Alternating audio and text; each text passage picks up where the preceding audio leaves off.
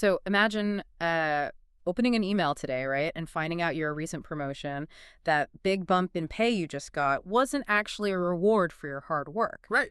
but like a literal padlock being snapped shut on a cosmic prison cell. It's a terrifying thought. It really is. Like every time you negotiate a pay raise or, strive for a leadership position, you aren't actually advancing your life. You are just tightening the chains of your own confinement. Operating the exact mechanisms designed to keep you trapped. Yes, I exactly. mean, it completely flips the baseline of human ambition. You take these ultimate symbols of societal success, right? Wealth, authority, and you reframe them as the specific engineered tools of a warden. And that is exactly the core argument we are dissecting today on this deep dive. We're looking at a single, just highly provocative source. Very provocative. Yeah, it's a philosophical and spiritual essay dated September 4, 2025. It was written by an author named Su Feng, and it carries this uncompromising title, A Society Ruled by Power and Money Belongs to the Devil World. Doesn't pull any punches with that title. Not at all. So our mission today is to, well, walk through this text's radical framework. It combines deep cosmology, theology, and, interestingly, the results of a real-world sociological experiment. Right, to totally deconstruct human society as we know it. Exactly. But before we get into it, we should probably set some ground rules. Yeah, definitely. Because this text merges, intense religious theology with a pretty brutal systemic takedown of secular government, we are treating this strictly as an intellectual blueprint. Right. We aren't adopting this as objective reality, and we aren't trying to validate the theology. For the listener, we are simply going to map out the architecture of the author's argument step by step, just to understand the mechanics of how this worldview actually operates. Our goal isn't to convert anyone, it's just to explore. Exactly. And to understand this critique of Earth, we actually have to, well, we have to look away from Earth entirely, right? Yeah, we do. The author starts by outlining an alternative, basically what the text considers the blueprint for a perfect utopia. Okay, set the scene for us. So Feng asks the reader to look up into the starry sky to a very specific location, 960 light years away from Earth. Very precise. Super precise. According to the text, this is where you will find a planet called the Thousand-Year World. And the text is incredibly detailed about the demographics here, too. It states that fewer than 200 million people live on this entire planet. 200 million people spread across an entire globe. Yeah. I mean, that is a fraction of Earth's current population. There's a real vastness to that existence. A vastness that allows for what the author describes as, an existence of total joy, freedom, and happiness. But the defining feature, the really crazy part about the Thousand-Year World, isn't its population density. Right. Or like some sort of highly advanced sci-fi technology. The absolute foundational rule, the core differentiator from Earth, is that on this planet, there is no power to intrude upon life. Okay. And there is no money to corrupt the heart, period. Zero power dynamics, zero currency. Zero. None. See, I am struggling with this right out of the gate. Oh, I'm sure you are. Because, humans are biologically wired for hierarchy, right? Like, put 5 kids on a playground and they will invent a boss and some sort of currency using trading cards within an hour. Oh, totally. Yeah. How can Sweffing claim a completely flat, moneyless society is even possible for a conscious species? It feels like trying to imagine a new primary color. Well, the text actually anticipates that exact skepticism. Okay, good. The author acknowledges that because Earth has, never really seen a functioning social form entirely free from these rules, it is nearly impossible for ordinary people to picture how the mechanics would work. Right, because we have no reference point. Exactly. But Sofem bridges that gap by connecting this extraterrestrial concept back to ancient human theology. Oh, really? Yeah. The text argues that a society devoid of domination by power and, seduction by money isn't actually a new idea at all. It is exactly what Christ Jesus was referring to when he spoke of the kingdom of heaven. Oh, wow. Okay, so the author is taking a purely spiritual, ethereal concept and giving it a literal sociological definition. Yes. Like, the kingdom of heaven isn't just a cloud with harps, it's a very specific organizational structure. Precisely. And the author pulls from multiple traditions to cement this point, too. What else do they reference? Well, the text asserts that this same power-free, money-free society is exactly what Shakyamuni Buddha was revealing when he described the Western Pure Land or the Western Elysium world. Mhm. The argument is that these massive global religious ideals have actually always been pointing to the exact same societal blueprint. Okay, but wait. If the thousand-year world has millions of people, how does anything actually get built or organized without a hierarchy to direct it Right. or money to fund it? I mean, if nobody is paid and nobody's the boss, who takes out the trash? Who grows the food? How do you prevent total, collapse? Well, that question of practical mechanics leads to probably the text's most startling revelation. I'm ready. The author doesn't just point to a planet 960 light years away. The text claims someone actually tried to build this system right here on Earth. Wait, really? A real experiment? Yes. In 2009, a lived experiment called Life Chanuan was initiated, and it was explicitly modeled after the blueprint of the thousand-year world. Wow. Basically, a kingdom of heaven life experiment in the mortal world. And we aren't just talking about a short-term weekend retreat either. No. Because by the time this text was written in 2025, this experiment had been running for more than 16 years. 16 years. Yeah. That is over a decade and a half of trying to manage a community entirely without the rule of power and money. How did they handle the mechanics of daily life? So the text explains that the community basically had to replace the traditional motivators, coercion and financial incentives. Right. They replaced those with shared values and communal contribution. And the reported results from the source claim that this lived experiment was a resounding success. A success without any money. According to the text, yes. It claims that life without power and money far surpasses traditional society in both, quote, quality and taste. Quality and taste. That is a very specific way to phrase it. It is, isn't it? It implies our current lives under the traditional system aren't just stressful, but fundamentally bland. Like they lack a certain richness. Exactly. And the author even goes a step further, making this really stark distinction about human nature itself. Okay. The text claims that only when people are free from the rule of power and money do they live as truly human. Wow. So what does that make us? Well, by contrast, living under the traditional order of bosses and bank accounts makes life, quote, less than human. That is a heavy critique of our baseline existence. A very heavy critique. But, the text doesn't pretend this 16-year experiment was without friction. I mean, establishing a new operational paradigm requires dismantling the old one. I would imagine the friction comes from the people themselves, right? Like if you take a group of humans raised in a capitalist, hierarchical society, and suddenly you just remove the money and the managers. Let's expect chaos. Yeah, you are going to get chaos. People have deeply ingrained habits. Well, the author actually pushes back on that assumption completely. Really? Yeah, the text notes that ordinary people overwhelmingly welcome this lifestyle once they experience it. Huh. Yes, members of the experiment arrived with ingrained mindsets and bad habits. But the author views those as manageable software bugs, not hardware flaws. I like that analogy. Software bugs. Right.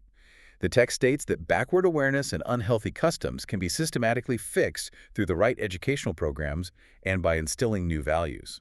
So if human nature wasn't the fatal flaw, what was the real roadblock? Because if this experiment proved a moneyless, power-free lifestyle is vastly superior in, quality and taste. Why hasn't it caught on globally? Exactly. Why are we all still using fiat currency and electing leaders? Well, according to the experiment's findings outlined in the text, the absolute greatest obstacle to this utopian life, the largest barrier between ordinary people and true happiness, is secular government. Secular government, okay. Yeah, it is the overwhelming oppression of the traditional power structures that currently manage Earth. Okay, let's unpack the mechanics of that oppression for a second.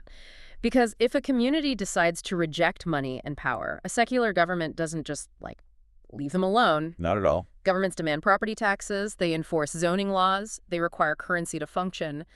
The sheer structure of a secular nation-state mandates that you engage with the concept of money just to legally exist on a piece of land. Exactly. And that structural reality forces a massive pivot in the text's argument. How so? To answer why a power-free society has never organically evolved on Earth despite being supposedly superior, the author shifts from sociological experiments into intense cosmological theology. There we go. The text reveals Wolfgang's reasoning, which is that Earth is not a standard planet. It was never meant to be a paradise. The mortal world of Earth is, literally, a prison. A prison, meaning we are the inmates. Yes. The author describes Earth as a transit station for life. And life is spelled in all capital letters in the text, by the way. Okay, all caps life. Got it. The text argues that the human beings here are beings who violated heavenly principles, statutes, and ordinances in higher realms. We were sent to this mortal world specifically to serve sentences for those violations. So basically, Earth is the cosmic equivalent of a white-collar minimum security prison. Was one way to put it, yeah. We broke the rules in a higher dimension, like the spiritual equivalent of a severe speeding ticket or tax fraud, and our sentence is being forced to navigate these earthly systems. Right. But every prison has a warden. And the text explicitly names that warden, Satan. Oh, wow. Okay. But, and this is key, within the architecture of this argument, Satan isn't portrayed as some cartoonish demon with a pitchfork torturing people in fire. Satan is an administrator. He's the manager of the transit station. And an administrator needs tools to keep a massive population of inmates in line and focused on their sentences. But he doesn't use iron bars or physical chains? Because, Yeah. I mean, physical chains would cause a revolt, right? Exactly. Physical restraints would never work on that scale. Yeah. So Satan uses psychological infrastructure. Okay. According to the text, the warden holds two master levers over the mortal world to control the population. And let me guess. The first lever is power. Yep. The first lever is the lure of power, and the second lever is the lure of money. It's like being in a casino where your ambition serves as the chips. Oh, that's a great way to think about it. Right. Like, the more you play to win, the more you hustle for that promotion or stress over your investment portfolio, the more the house owns you. Yes. Think about what society tells you to pursue from the moment you enter school. We are told to strive to be successful, to manage a team, to build wealth, to be lifted, above others. We desperately want the praise and the envy of our peers. And the text argues that those specific desires are precisely Satan's ruling tactics in action. Wow. As long as you are pursuing power and money, you are voluntarily keeping yourself firmly within the prison walls. Just doing the warden's work for him. Exactly. The brilliance of the trap, according to this framework, is that the inmates eagerly operate the very levers that keep them trapped, all while calling it, quote, progress. It's incredibly sinister because it's completely invisible. You think you're winning the game of life, but you're actually just being a model prisoner. Right. But mechanically, how does this degradation happen? If power and money are the bars of the prison, how do they actively ruin the inmates while they are serving their time? So the author challenges the reader to verify this through careful observation of the real world. Okay. The text argues that wherever someone holds power to control others, their methods inevitably come to resemble the devil's. Wait, like inevitably? Inevitably. It isn't a personality flaw, according to Yue Feng. It is a mathematical function of authority. To maintain control over another human being, you have to employ coercion, manipulation, or force. So the greater the power someone wields, the more devil-like their rule must become to sustain itself. I mean, we've all seen that dynamic on a micro level, haven't we? Oh, definitely. A coworker gets a tiny bit of authority, and suddenly their entire personality shifts. They become paranoid about their position and start treating people as assets rather than humans. Yes. And the text is saying that is the lever working exactly as designed. Exactly as designed. And the text is equally unsparing about the mechanics of money. Also, It argues that wherever someone becomes obsessed with accumulating wealth, their heart grows progressively defiled and darker. It actively deteriorates the best parts of human nature. the software gets corrupted, basically. Yeah, corrupted. The author specifically lists the qualities of truth, kindness, beauty, love, faith, and integrity. All of those deteriorate in the presence of an obsession with money. Because a transactional mindset fundamentally opposes unconditional values. If you train your brain to constantly evaluate what a person or a situation is worth to you financially, you are actively pushing out empathy and faith. It's a zero-sum game for your soul. That's exactly the argument the text is making. So if this is the reality of the prison, and the traditional path of success is actually the trap, what does a successful jailbreak look like? Well, the jailbreak is an entirely spiritual and behavioral process. Okay. The text lays out the solution. If a person, throughout their entire lifetime, fundamentally refuses to seek power and refuses to seek money, that person lays the groundwork to escape. Just by opting out. Yes, by not engaging with the warden's tools, you prepare yourself to move toward higher-level life spaces once your sentence in this transit station concludes. But mechanically, what does opting out look like on a Tuesday morning? Right, in the real world. Yeah. Does Zui Feng mean living in the woods, entirely off the grid, or can you work a 9 to 5 job as long as you don't emotionally care about the paycheck? The author makes it sound straightforward to just, turn away from these levers, but the reality of surviving on Earth is incredibly demanding. And the text does not shy away from that brutal reality, actually. It doesn't. No, it introduces a massive, sobering catch-22 regarding the practical application of this philosophy. Okay, what's the catch? The author admits that breaking out is not easy, precisely because the system is designed to protect itself. If you attempt to escape this system, if you actively turn away from power, you will inevitably face obstruction and suppression by those who still hold it. Because the people operating the levers will view your refusal to participate as a threat. Exactly. You become a glitch in the matrix. And it gets infinitely more difficult on the financial side, I assume. Oh, absolutely. The author writes that without the, quote, energy of money, life will be incredibly hard. Because, whether we like it or not, the operating system of Earth currently runs on these two levers. You still have to buy groceries. You still need shelter. It is the ultimate paradox of the author's framework.